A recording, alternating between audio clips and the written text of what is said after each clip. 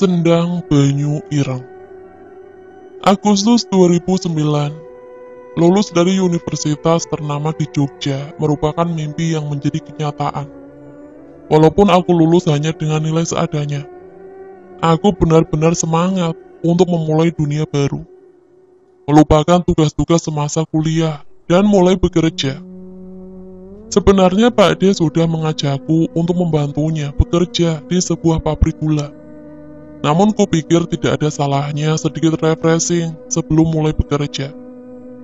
Namaku Danan Jaya Sambara, panggil saja aku Danan. Hari ini aku berniat pergi mendaki sebuah gunung yang berdiri tegak di hadapanku saat ini, Merapi.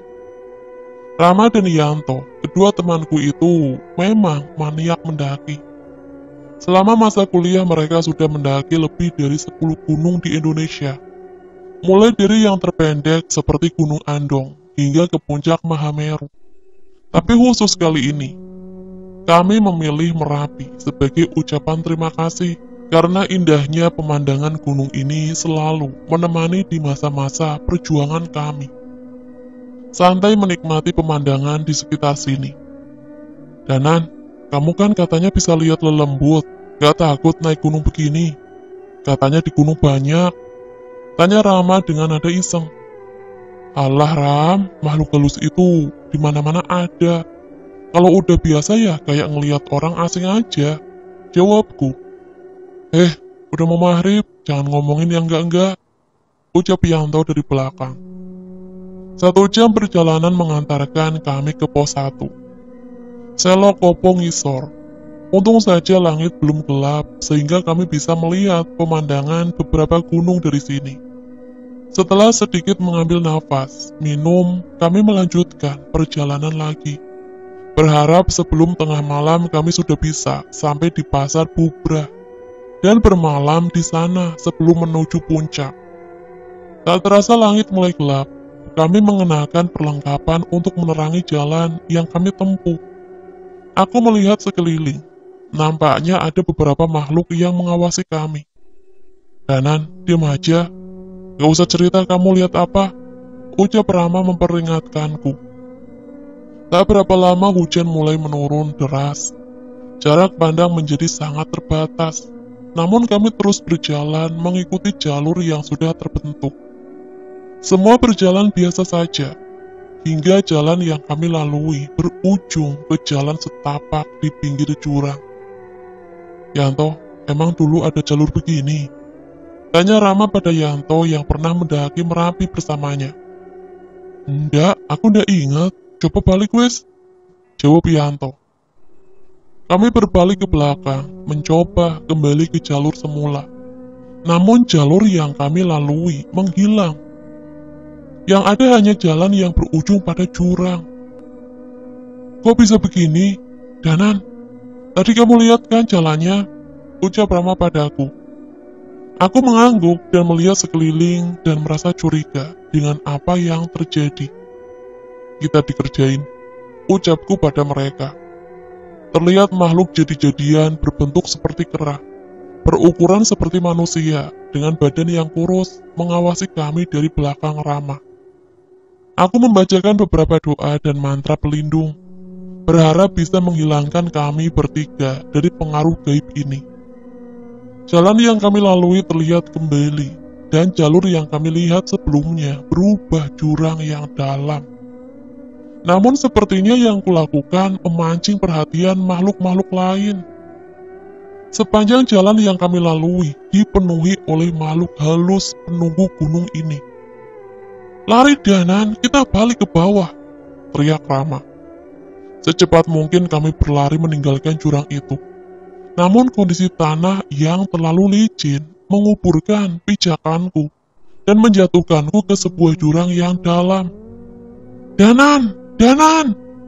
Teriakan Rama terdengar dari jauh. Namun suara itu sayup-sayup menghilang bersama dengan kesadaranku. Mas, bangun mas. Terdengar suara perempuan mencoba membangunkanku. Rasa sakit masih terasa dari kepala dan sekujur tubuh. Namun aku tetap memaksa untuk membuka mata. Ini di mana? Tanyaku pada perempuan yang mencoba membangunkanku. Udah tenang dulu, ini diminum. Ujar perempuan itu sambil menyerahkan segelas teh hangat. Aku meminumnya sampai habis. Terasa rasa haus yang amat sangat dari tenggorokanku. Aku menyentuh dahiku yang ditutupi perban. Mulai teringat kejadian saat aku terjatuh dari dalam jurang. Kalau udah bisa berdiri, itu ditunggu Pak Kades. Udah disiapin makanan di sana. Ucapnya sambil menunjuk ke sebuah rumah. Aku mencoba berdiri, mencuci muka, dan mencari baju ganti dari rangselku. Sejujurnya aku cemas dengan keadaan Rama dan Yanto. Mereka pasti mencariku selama pingsan. Permisi, ucapku memasuki sebuah rumah yang tadi ditunjukkan oleh perempuan yang membangunkanku. Monggo, masnya udah sehat, sini makan dulu. Ucap seorang pria parubaya menyambutku. Aku menghampiri mereka. Dengan ramah sepiring nasi disiapkan dan diberikan kepadaku. Udah kenalannya nanti dulu, makan dulu aja, pasti lapar kan? Lah wong pingsan seharian, ucap bapak itu. Nje, maaf ya pak, ngapunten. Jawabku sambil mengambil lauk yang terlihat begitu menggoda. Pulau nuwun, permisi. Suara wanita terdengar dari depan pintu rumah. Laksmi, sini ikut makan. Ucap sang pemilik rumah memanggilnya. Ternyata itu adalah perempuan yang tadi membangunkanku. Makan yang banyak mas, ucapnya sambil melempar senyum. Aku mengangguk dengan sedikit malu. Namun sepertinya rasa lapar lebih berkuasa terhadapku. Saya kepala desa di sini, panggil aja Pak Kades. Sampai masnya benar-benar pulih, istirahat di sini dulu saja. Ucap pria itu dengan ramah. Matur nuwun pak, nama saya Danan. Memangnya ini di mana ya pak? Tanyaku. Ini desa Windu Alit, pasti belum pernah dengar. Jawab Pak Kades. Iya pak, saya baru tahu ada desa di dekat posko pendakian. Lanjutnya. Pak Kades mengerutkan dahi seolah merasa heran. Posko, apa maksud Mas Danan? Tanya Pak Kades. Lah, saya terjatuh di jalur pendakian Merapi. Bukannya Bapak nemuin saya di jalur pendakian? Tanyaku pada mereka. Lasmi dan Pak Kades saling menatap.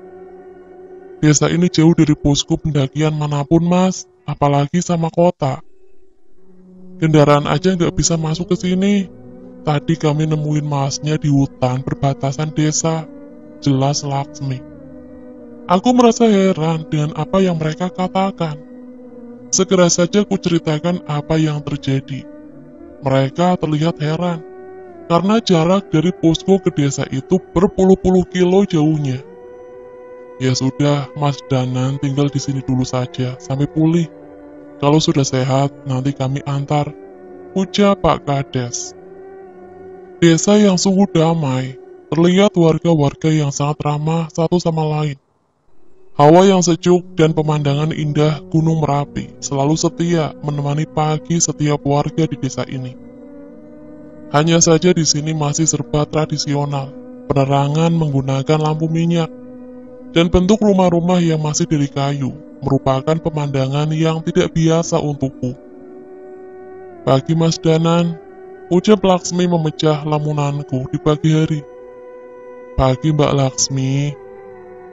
Sepertinya senyuman manis Laksmi akan tetap membekas selepas aku pergi dari sini nanti. Sudah 3 hari aku tinggal di desa ini, di sebuah rumah singgah yang sepertinya diperuntukkan untuk tamu yang mampir ke sini. Rasanya aku mulai merasa cukup nyaman. Aku pun mulai akrab dengan warga di desa ini. Namun aku tidak mau membuat teman-temanku lebih khawatir lagi. Setidaknya besok aku harus sudah pamit. Seharian ini aku habiskan untuk berkeliling desa dan menyapa warga-warga di sini. Namun ada sedikit yang mengganggu indraku, yaitu sebuah hutan yang terletak di sudut perbatasan desa.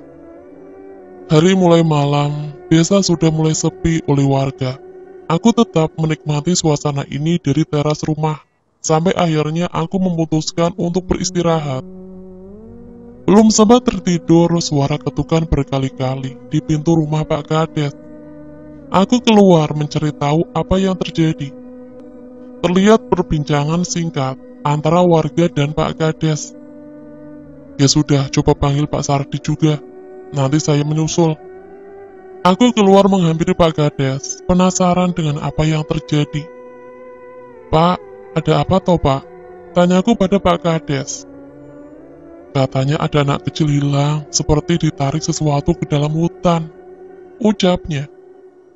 Mas Danan, saya kesana dulu ya, istirahat aja. Lanjutnya. Enggak Pak, saya ikut. Bantahku. Kami sedikit berlari menuju mulut hutan. Tempat warga berkumpul. Terlihat warga sudah siap di sana untuk kentongan dan obor.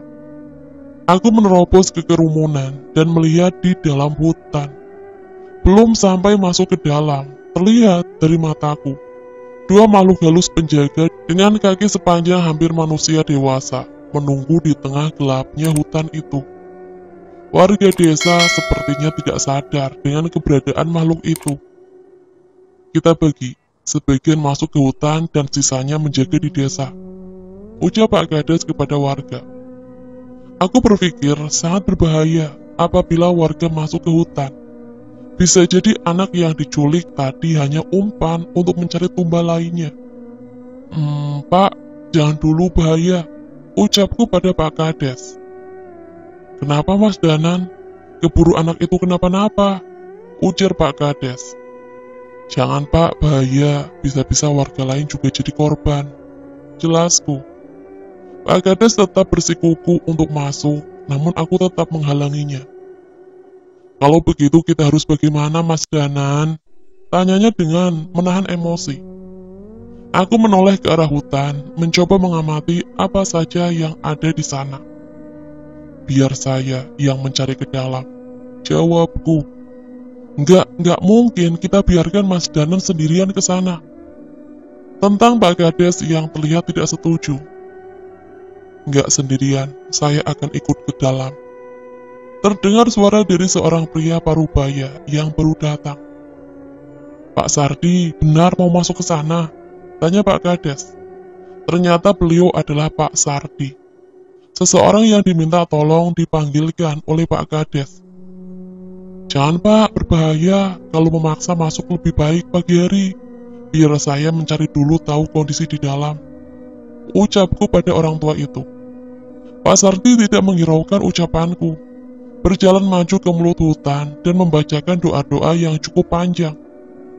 Terlihat kedua makhluk penjaga di mulut hutan itu geram dan menghampiri Pak Sardi. Namun sebelum sempat mendekat, kedua makhluk itu terbakar habis. Mas, jadi ikut ke dalam. Ucap Pak Sardi dengan menoleh ke arahku. Aku yang terkesima dengan apa yang Pak Sardi lakukan, segera meminta obor dari warga, dan berjalan masuk ke dalam hutan. Gelap, sangat gelap. Bila tanpa obor di tanganku, mungkin rasanya seperti menutup mata. Pak, kok bisa segelap ini ya? Harusnya masih ada cahaya bulan. Tanyaku pada Pak Sardi. Entah mas, berhati-hati saja, ucap Pak Sardi. Belum sempat menjawab perkataan Pak Sardi, kami terhenti oleh sebuah pemakaman tua yang tersusun berbukit-bukit dengan nisan yang hampir tak berbentuk, yang membuat semakin mengerikan. Seorang kakek tua bungkuk dengan rambut putih panjang terlihat bergerak merangkak di antara makam, memakan sisa-sisa jasad yang sudah tidak berbentuk. Pak Sardi mencoba mendekat, namun makhluk itu menghampiri dan bersiap memberi perlawanan. Pergi, urusanmu bukan sama aku, ucap makhluk itu. Yang kamu cari ada di sana, kalau kamu berani. Kami mengerti, sepertinya memang bukan makhluk ini yang kami cari. Tapi dia menunjuk ke sebuah sendang tak jauh dari tempat dia berada. Makam demi makam kami lewati. Sebuah gong gamelan tua besar mulai terlihat berdiri di antara sendang yang mengalirkan air berwarna hitam. "Hati-hati Mas Danan, makhluk itu masih terus memperhatikan kamu," ucap Pak Sardi. Benar, walaupun tidak mengikuti, makhluk itu terus memperhatikan ke arahku. Itu Pak Sardi, ada anak kecil di sana," ucapku kepada Pak Sardi. Terlihat seorang anak balita tanpa pakaian tergeletak di tengah-tengah sendang. Terlihat air berwarna hitam mengalir melewati tubuh anak kecil itu. Aku segera melepas jaketku dan segera menghampiri bocah itu. Namun sebelum sampai ke sana, terlihat menyerupai wanita raksasa berjalan bungkuk dengan tangan dan payudara yang menggelambir menahan bocah yang tidak sadarkan diri itu. "Hati-hati, sepertinya makhluk itu yang berniat jahat," ucap Pak Sardi kepadaku. Belum sempat menjaga jarak, tangan besar makhluk itu meraih wajahku dan menarikku. Pak Sardi segera bergegas, membacakan doa, dan mengayunkan tangannya. Terlihat cahaya putih menyelimuti kepalanya, berhasil melepaskan cengkraman makhluk itu. Setan itu berlari ke belakang dengan menyeret bocah kecil di tangannya. Kami mengikutinya, namun terdengar suara gong dipukul berkali-kali, seolah memberikan isyarat. Kami berhenti tak jauh dari sendang, dan mulai terlihat pemandangan yang sangat mengerikan di sekeliling tempat itu. Semua makhluk halus penunggu hutan memperhatikan kami dari balik pohon, seolah mengikuti tanda dari suara gong tadi. Pocong dengan badan yang tidak utuh, perempuan tua bergantungan dengan tangan tanpa kaki di tubuhnya. Sepertinya mereka korban-korban pembantaian di zaman dulu. Mungkin saja jasad dan keberadaan mereka yang membuat air di sendang tadi menjadi hitam pekat. Aku gentar, begitu juga dengan Pak Sardi.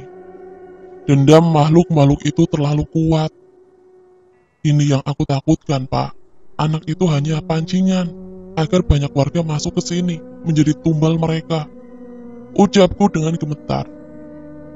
"Kalau kita bertarung sekarang, kita pasti mati," ucap Pak Sardi. Benar kata Pak Sardi, tidak mungkin kita melawan mereka semua. Satu persatu makhluk itu mendekat, bersiap menghabisi kami. Pak Sardi membacakan mantra pembakar, menyerang satu persatu demit di sana. Tapi itu tak cukup.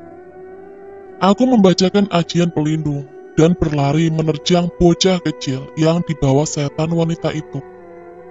Tangkapanku berhasil. Segera kuangkat anak itu dan berlari secepat mungkin.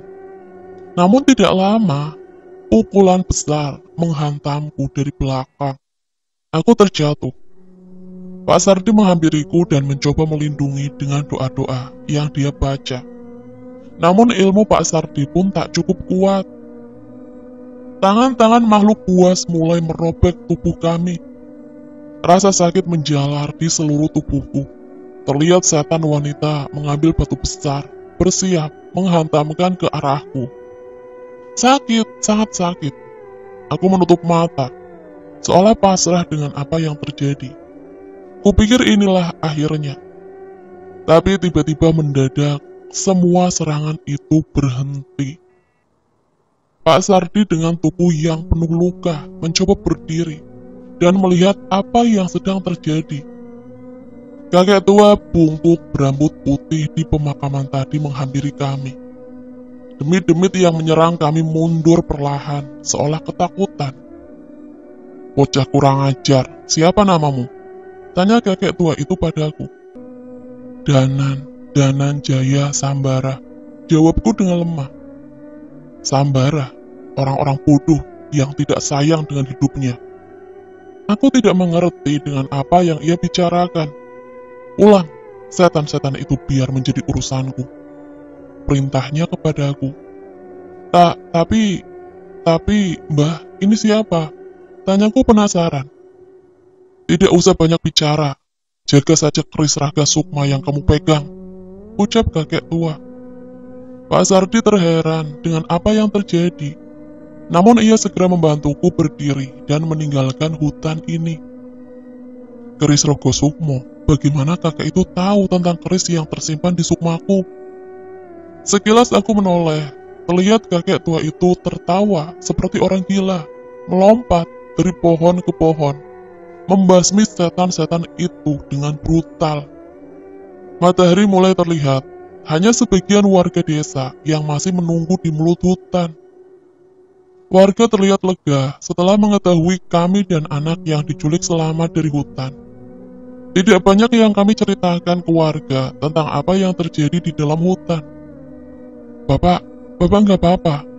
Tanya seorang anak wanita yang berlari menghampiri Pak Sardi. Nggak apa-apa Sekar, cuma luka sedikit. Jawabnya dengan melemparkan senyum pada anaknya itu. Walaupun aku tahu, luka Pak Sardi juga cukup serius. Aku memutuskan untuk istirahat semalam lagi dan pulang besoknya. Barang dan perlengkapanku sudah siap. Terlihat beberapa warga sudah siap mengantarku ke kota. Pak Sardi, Pak Kades, saya izin pamit dulu ya. Maaf sudah merepotkan. Ucapku berpamitan. Mas Danan, terima kasih sudah membantu warga di sini. Sering-sering mampir ya. Ucap Pak Kades. Iya Pak, semoga saya bisa mampir ke sini lagi. Toh saya masih ingin mendaki ke puncak Merapi. Balasku. Ingatanku kembali teringat akan hutan dan sendang dengan air yang begitu hitam. Cepat atau lambat, tempat itu pasti akan menjadi bencana untuk desa atau bahkan lebih besar lagi. Aku berpamitan dan meninggalkan desa terpencil di lereng kaki Gunung Merapi yang menyimpan banyak misteri ini.